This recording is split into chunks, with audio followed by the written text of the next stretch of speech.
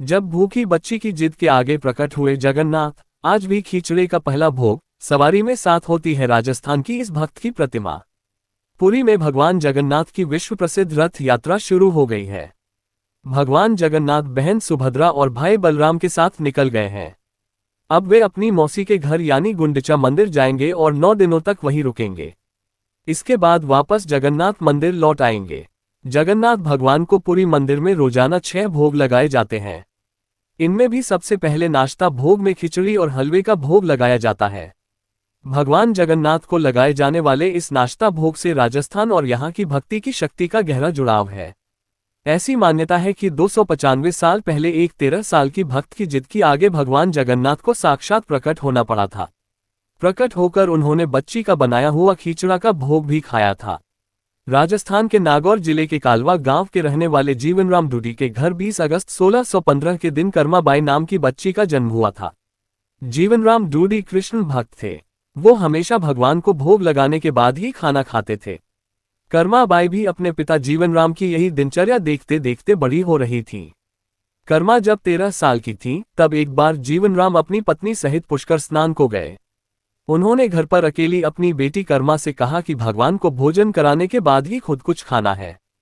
कर्मा ने पिता जीवनराम ये बात गांठ बांध ली। मान्यता विश्वास भक्ति के आगे हार गए भगवान कर्मा का खिचड़ा खाया।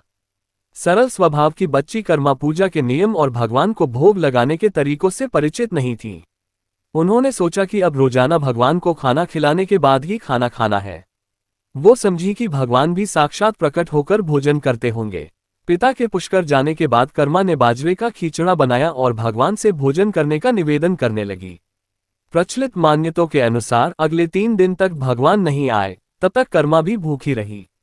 अंत में कर्मा के विश्वास और भक्ति की जिद के चलते 9 नवंबर 1628 को भगवान श्री कृष्ण मूर्ति से निकलकर साक्षात प्रकट हुए और खिचड़ा खाया। मान्यता है कि इसके बाद तो रोज भगवान आते और कर्मा का बनाया खिचड़ा खाते। जगन्नाथ भगवान के मुंह पर लगे खिचड़े से हैरान हुए पुरी के पुजारी।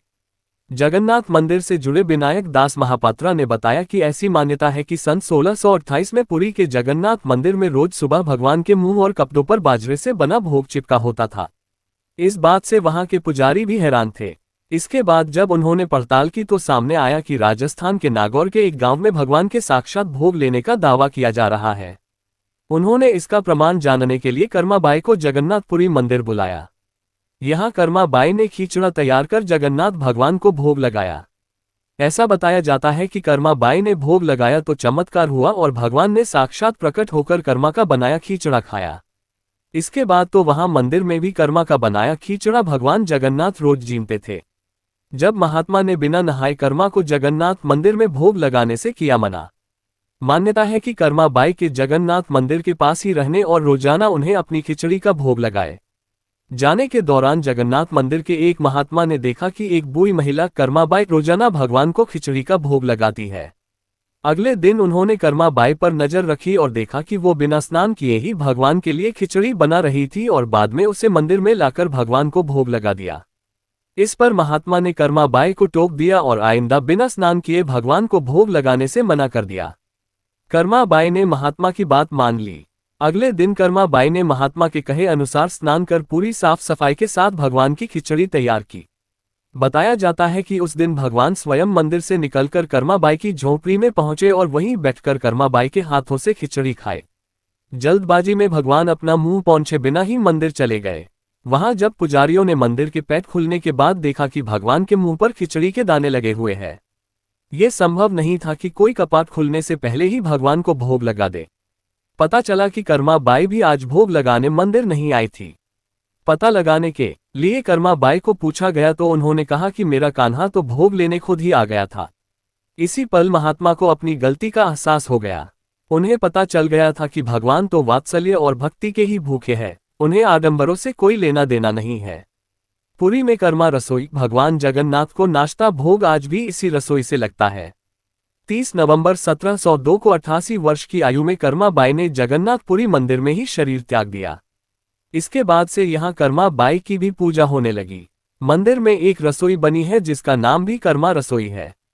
भगवान को रोज लगने वाले 6 भोग में नाश्ता भोग कर्मा रसोई में ही तैयार होता है, जिसमें खिचड़ा व हलवा बनता है। यही भोग भगवान जगन्नाथ व कर्मा को लगाया जाता है। इसके अलावा पुरी में जब जगन्नाथ भगवान की सवारी निकालती है तो उनके साथ में कर्मा बाई की प्रतिमा भी रहती है। बताया जाता है कि पुरी के जगन्नाथ मंदिर में 7 मूर्तियां हैं, जिनमें कर्मा बाई भी एक है। 5 मूर्तियां भगवान श्री कृष्ण के परिवार की हैं और एक सुदर्शन चक्र की प्रतिष्ठित की गई है। थाली भर ल्याई रे खीजड़ो ऊपर घी की बाट की, गीत बना भक्ति का सुंदर उदाहरण।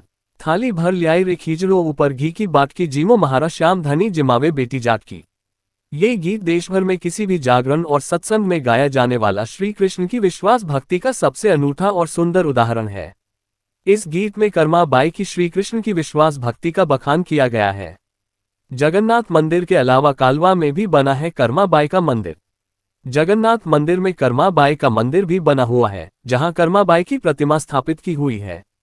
इसके अलावा राजस्थान स्थित कालवा गांव में भी कर्मा बाई का मंदिर बना हुआ है, जहां रोजाना श्री कृष्ण के साथ ही कर्मा बाई की पूजा अर्चना की जाती है। कर्मा बाई का हुआ था बाल विवाह। छोटी उम्र में ही कर्मा बाई का लिखमाराम के साथ बाल विवाह कर दिया गया था। उनके ससुराल वाले अलवर जिले के गढ़ी मामोद गांव में रहते थे। कर्मा बाई का गौना होने से पहले ही पति लिखमाराम की मौत हो गई थी। उस समय कर्मा बाई कालवा में ही थी। इसके बाद कर्मा बाई ने दोबारा विवाह नहीं किया और आजीवन अपने आप को श्री कृष्ण की भक्ति में समर्पित कर दिया था। कर्मा बाई पर राजस्थानी फिल्म भी बन चुकी है। इसके अलावा कर्मा बाई की भक्ति की कहानी को लोकप्रिय टीवी सीरियल विघ्नहर्ता गणेश में भी दिखाया गया था।